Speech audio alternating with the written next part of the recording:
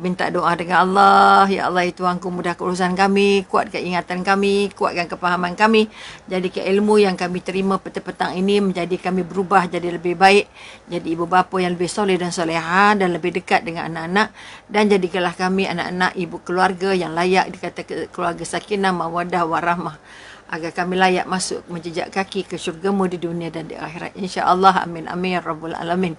Syukur Alhamdulillah kita dipilih berada pada majlis ilmu sekali lagi. Mudah-mudahan majlis ilmu ini membantu kita merasa nikmatnya menjadi hamba Allah.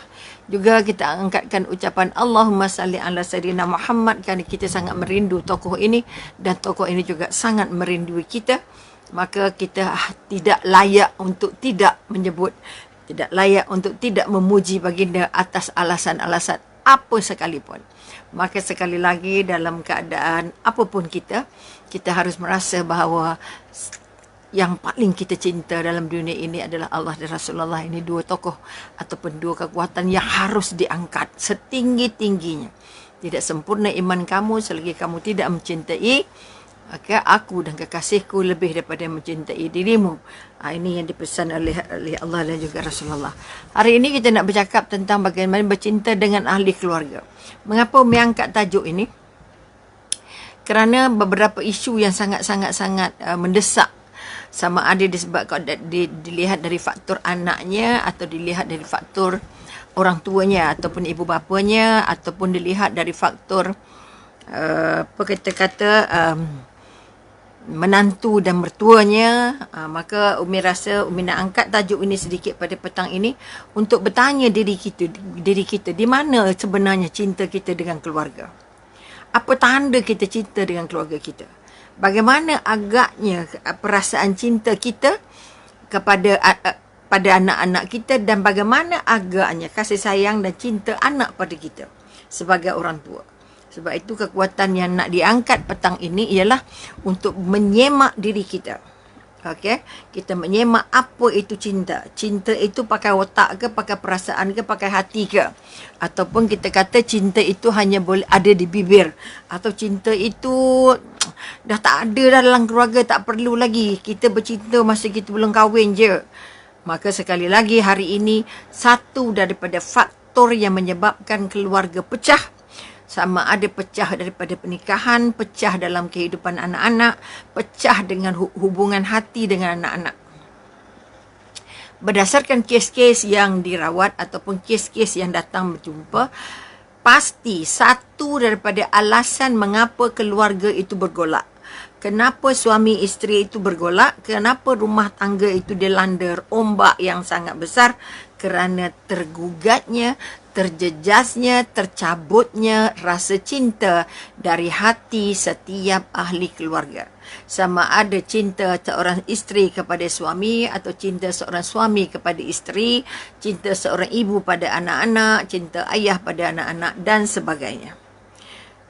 Apa kita kata yang paling menonjol hari ini? Anak-anak remaja sudah tidak mampu rapat, mesra, sayang dengan orang tuanya. Itu yang pertama. Kedua, orang tua sudah tidak merasa nak bercakap dengan anak itu sebagaimana mereka bercakap bersama dengan kekasih mereka sebelum mereka menikah.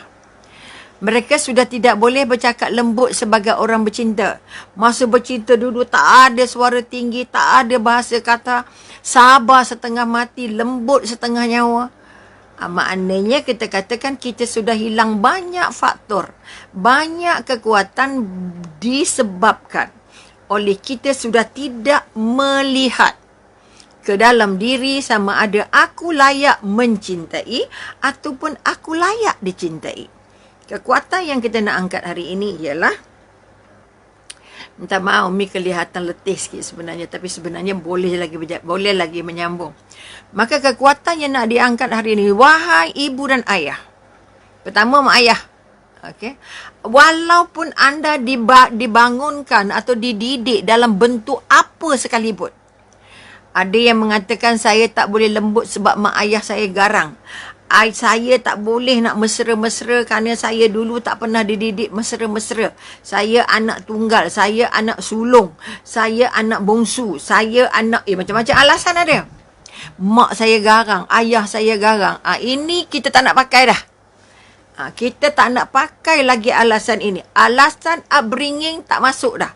Walaupun psikologi mengatakan pengaruh daripada upbringing, pengaruh dari pendidikan awal setiap manusia itu sangat besar di dalam memory box ataupun kita kata dalam kotak ingatan setiap manusia. Sebab itu kita katakan sentuhan mak ayah itu sentuhan paling kekal dalam otak anak. Sentuhan ibu-ibu, sentuhan ayah-ayah, perkataan-perkataan yang ayah dan mak semaikan semasa mereka di awal kecil lagi, dari kecil sampai dia besar, sangat mendasari, sangat menjadi teras kepada pembangunan bahasa anak-anak. Maka bercakap tentang komunikasi. Kenapa hari ini anak dah tak tahu santun? Okay, kenapa anak hari ini bercakap dengan mak ayah dah tak ada bezanya seperti bercakap dengan kawan, malah bercakap dengan kawan lebih lembut daripada bercakap dengan mak ayah. Mengapa hari ini mak ayah kalau bercakap dengan anak macam polis bercakap dengan pesalah? Mengapa suami dengan isteri sudah sulit untuk lembut? Ini bukan semua. Adalah yang yang bermasalah yang bercakap ni. Okay, kerana kebanyakan rata-rata. Okay, rata-rata bila ditanya betulkah awak sayang anak saya? Mana ada mak ayah tak sayang anak? Maka jawapan itu bila diminta, boleh bagi bukti tak kamu sayang dengan anak? Boleh bagi bukti tak ada cinta dengan anak? Sebab itu sakinah, mawaddah, warahmah itu. Baiti jannati itu mesti masuk sampai ke tulang hitam. Supaya suami tidak terbang cintanya ke tempat orang lain. Meraba-raba mencari cinta-cinta daripada hati-hati orang lain yang bukan isterinya, bukan keluarganya. Yang dia tak perlu buat pun di umur berapa pun. Okay? Apa sebab mereka menagih cinta-cinta dari luar? Ada suami yang berselingkuh, ada suami yang kita kata curang, ada isteri yang buat kayu 3, kayu 4 dan sebagainya. Mengapa ini berlaku? Okay? Dan sangat banyak. Sebab itu kata-kata kajian menunjukkan setiap 13 minit satu perceraian berlaku. Apa sebab perceraian? Tak ada sepahaman. Kenapa perceraian? Kerana saya tak boleh serasi lagi dengan dia. Kenapa perceraian? Kerana dia zalim. Kerana dia ada kekasih. Kerana dia dah kahwin lagi satu. Kerana dia... Semua alasan-alasan ini adalah alasan yang menggambarkan di antara pasangan sudah tidak terbangun lagi, terbina lagi, sudah tidak ada lagi rasa cinta. Sebab itu sekali lagi mari kita melihat, semak diri benar-benar, tengok cermin benar-benar. Sejauh mana aku masih cinta dengan isteri aku? Sejauh mana aku masih cinta dengan suami aku? Kita kata terpaksa, ada anak-anak macam mana, kita terpaksalah meneruskan kehidupan. Walaupun terjeruk pagi, petang, siang, malam.